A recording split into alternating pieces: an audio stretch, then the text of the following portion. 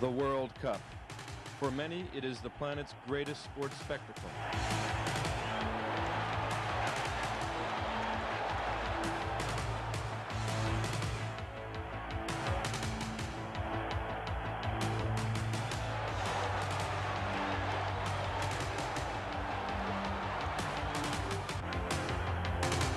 It's bigger than the World Series,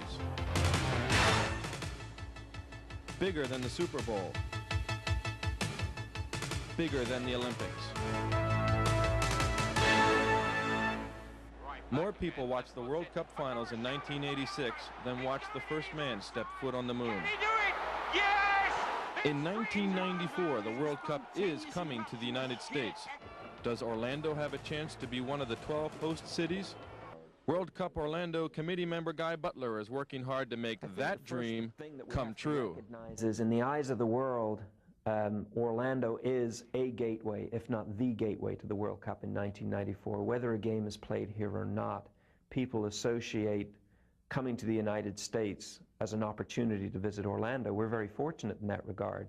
It's seen, the final is seen on television by 1 billion people. The 52 games are seen by approximately 15 billion people. So the exposure that any city gets to the rest of the planet Earth is that anybody, no matter where you are in Jakarta or Tokyo or Nepal, if you have a television set, you'll probably be watching the World Cup in 1994. And if one of those games comes from Orlando, then it's the maximum amount of exposure that a city can have. And for a tourist destination like Orlando, it needs to be taken advantage of. In trying to attract a World Cup game, Orlando does have a lot of pluses on its side.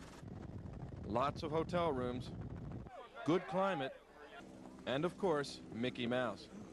But there is still much to be done. The Citrus Bowl would need to be altered to fit World Cup specifications. Practice facilities would need to be built. But Butler says there's a good reason to go through the trouble and the expense. Well, money is undoubtedly the great equalizer. What is going to happen? It doesn't take a very smart media executive to realize that exposure to 1 billion people for one game is something that makes a lot of bucks. And so the battle to become a host city has begun to really heat up. There will only be 12 venues around the U.S. World Cup officials have already traveled to Orlando to tour the facilities. Some say the hottest battle for a piece of the World Cup pie may be centered right here in Florida. Florida is a very, very strong state with Fort Lauderdale and Miami and Tampa and Orlando all in the reckoning for games. This is the opportunity to be the bride. You're front and center and everybody else is watching you, and you get your hair done and put your best dress on and smile for the camera. And after the wedding, it's just one big party. Let's say, for example, that Orlando did get to be a venue, and let's say we were lucky enough to get France and Brazil. Well, half of Orlando is going to have a Rio Carnival going on for the entire months of May, June, July, and August. And the other side of Orlando is going to have the blue, white, and red tricolour flying and all sorts of crazy French festivals going on, just as everybody watches the World Series because you're told to watch it and you get psyched up about it, you know all the players. Everybody watches the Super Bowl, you get psyched up, you know all the players.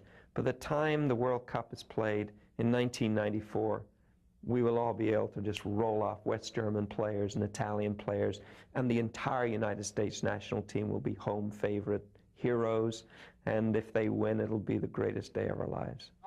Is there an American who will emerge in 1994?